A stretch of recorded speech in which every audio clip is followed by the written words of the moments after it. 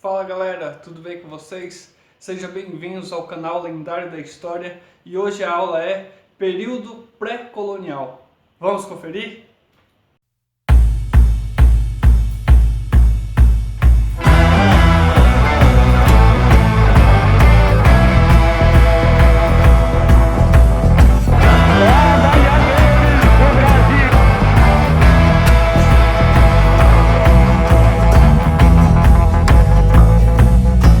Então, pessoal, para que a gente possa estar falando aí do período pré-colonial, o que vai dar início para a colonização do Brasil, é importante a gente saber alguns tópicos que vai sempre estar caindo aí nas questões do Enem, nas provas, né? Então, eu trouxe para vocês aqui um esquema básico para que vocês possam aí estar se habituando a esse período colonial. E aí, eu vou trazer para vocês uma série de vídeos que vai falar um pouco dessa questão aí da colonização do nosso país, beleza? Mas para a gente entender isso, a gente tem que partir aqui para o período pré-colonial para poder entender tudo, como que foi desde a origem da colonização, beleza? E aí, eu vou trazer aqui para vocês o seguinte, galera, para que vocês possam entender o período colonial, né? Como eu já falei, a gente parte do princípio do período pré-colonial. Por quê? Porque a primeiro momento, quando o Brasil ele foi descoberto, né? Que ele foi descoberto, nós vamos ter aí um relativo abandono, né? Porque de início o Brasil não foi colonizado. O Brasil ele foi meio que esquecido. Por quê? Tinha as questões dos metais, né?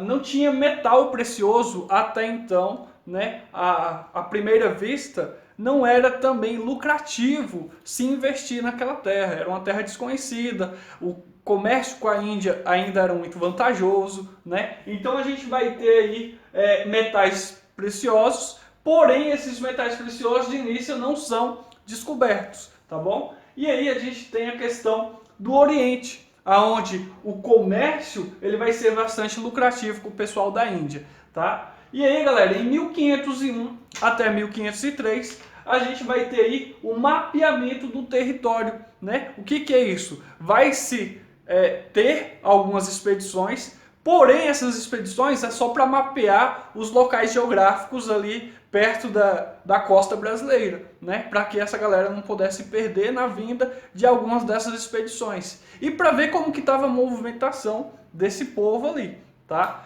Lembrando que nesse relativo abandono, muitas investidas de outros países, né, de outras nações, vão acontecer aqui. E aí vocês vão ver que lá na frente, isso vai dar margem para que Portugal possa querer colonizar esse país, né? Colonizar a colônia que eles tinham achado e que deixaram durante esse tempo aí largada, né? Foram 30 anos de relativo abandono, aonde eles não colocaram pessoas aqui para poder fazer fiscalizações, para poder estar aí mantendo a organização da colônia.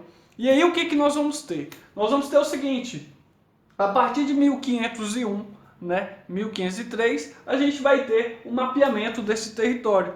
Depois, quando a gente passa a estudar um pouco mais as questões do período pré-colonial, eu falei para vocês que a questão dos metais preciosos não era interessante porque não tinha, né?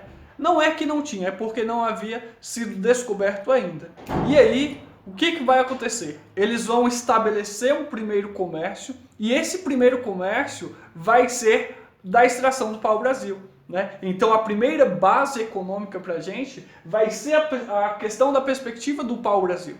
Ele que vai trazer a primeira forma de renda para a grande metrópole, né? Era uma madeira boa, dava para fazer embarcações, tinha como tirar as questões da pigmentação para fazer tintura para as roupas, então isso vai ser bastante interessante para eles. E aí nós vamos ter aqui, ó, quando o pau-brasil ele começa a ser extraído, né? Nós vamos ter a questão do estanco. O que é esse estanco? Nós vamos ter um monopólio régio, né? Ou seja, só quem tinha autorização, né? Só quem tinha autorização da coroa portuguesa que vai poder estar extraindo esse pau-brasil aí, né? E aí, galera, nós vamos ter a questão do Fernando de Noronha recebendo essa autorização. Ele vai ser um dos primeiros a receber essa autorização aí, beleza? E aí, galera, nós vamos ter a questão do escambo. Beleza, eu tenho ali o pau-brasil, tenho a matéria-prima, mas eu não tenho mão de obra, né? E essa mão de obra, a primeiro momento, ela vai ser indígena. É a partir daí que o índio ele vai começar a ser explorado, ele vai, né? O português em si, o europeu, ele vai estabelecer um contato com o índio em troca dessa força de trabalho.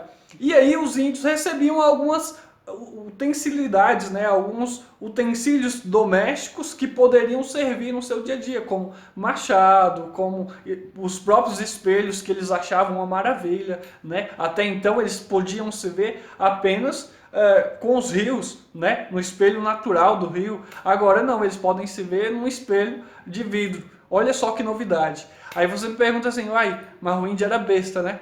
Não é que ele seja besta, é porque para eles, né, a forma de ver aquilo ali era totalmente diferente, era uma novidade para eles. A gente não pode cair no etnocentrismo aqui quando a gente fala dessa questão do escambo, beleza? Fica a dica para vocês. E aí, pessoal, nós vamos ter a devastação. O que é essa devastação? Não há núcleo de povoamento, ou seja, vai se devastar bastante, né? Devastou aqui, acabou o pau-brasil daqui, vamos partir para outro lugar, vamos devastar em outro lugar. E essa devastação vai acontecer a todo instante, tá? E aí, pessoal, nós vamos ter a criação de feitorias. Beleza, eu estou extraindo pau-brasil, mas aonde que eu vou colocar esse pau-brasil, né? Aonde que eu vou armazenar esse pau-brasil? Nós vamos ter a feitoria já como o principal lugar para poder se armazenar essa questão do pau-brasil e mandar aí para a grande colônia que era e que foi Portugal, né? Então, a colônia não, a metrópole, desculpa.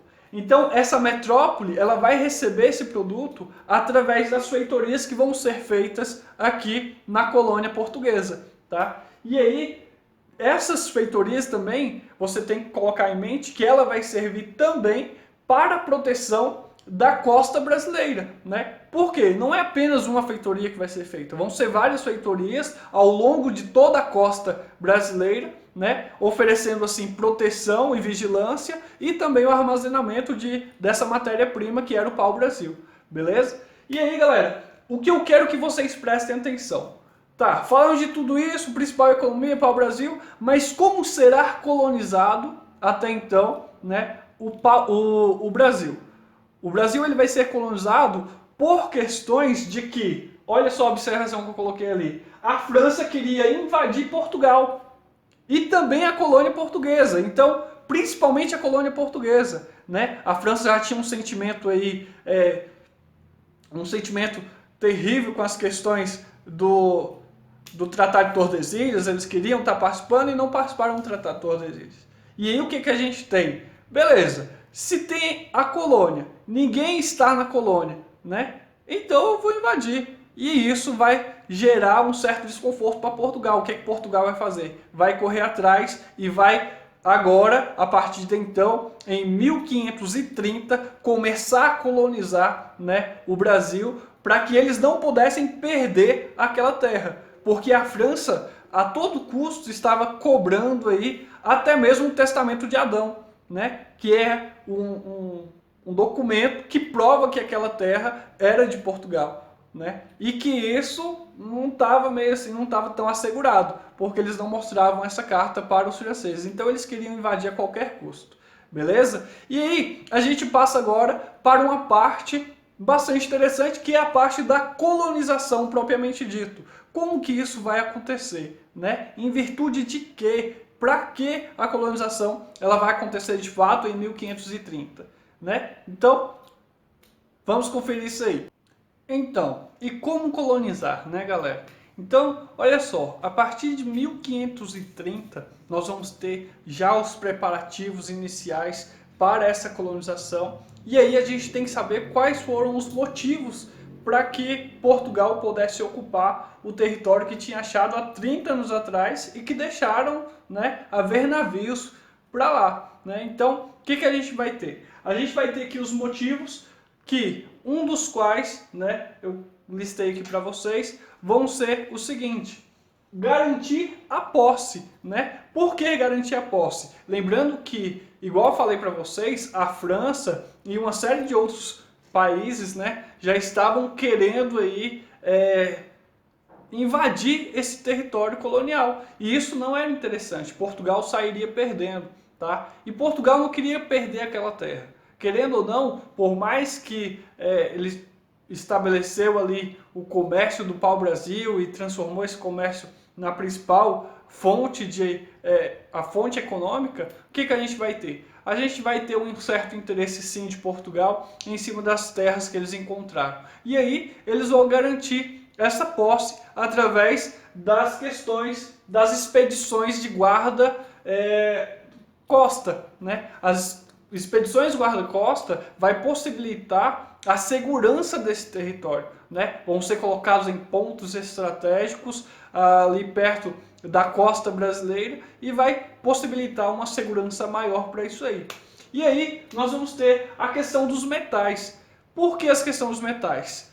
Os espanhóis vão descobrir, né, ouro, prata nesses lugares que eles colonizaram, na América que eles colonizaram, né? Então, os portugueses já vão ficar de orelha em pé. Poxa, eu também estou na América, né? Então, é possível que tenha um certo minério ali que eu possa estar extraindo para obter lucro em cima dele. E aí, eles vão atrás desse minério também, tá? E aí, por fim, a gente vai ter a decadência do comércio com o Oriente. Ou seja, a Índia já não estava oferecendo aquele comércio, aquelas iguarias de antigamente, né? E isso vai possibilitar aí a vinda dos portugueses também em prol dessa matéria-prima que tinha aqui no Brasil, né? E aí eles vão fazer com que isso possa ser interessante para eles e para a sua metrópole, né? Tanto para a colônia quanto para a metrópole.